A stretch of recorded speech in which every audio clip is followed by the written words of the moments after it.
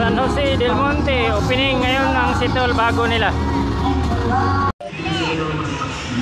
Ito mga guys, ang haba ng pila ng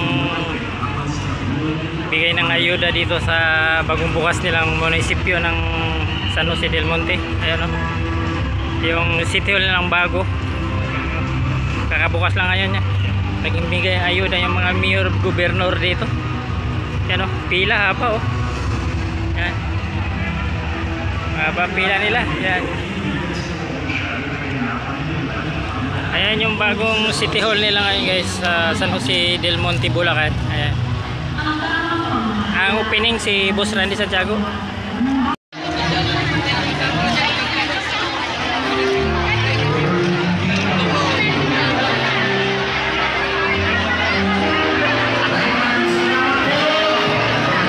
San Jose del Monte, Bulacan, City Hall opening.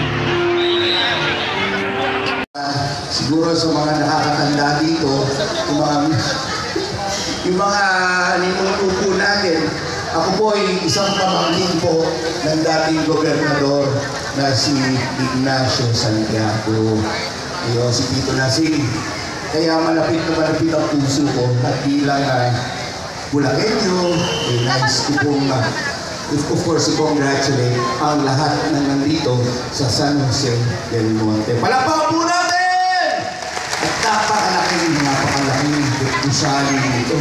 Ang ganda-ganda sa loob. Okay, are we ready for more music? Babay naman.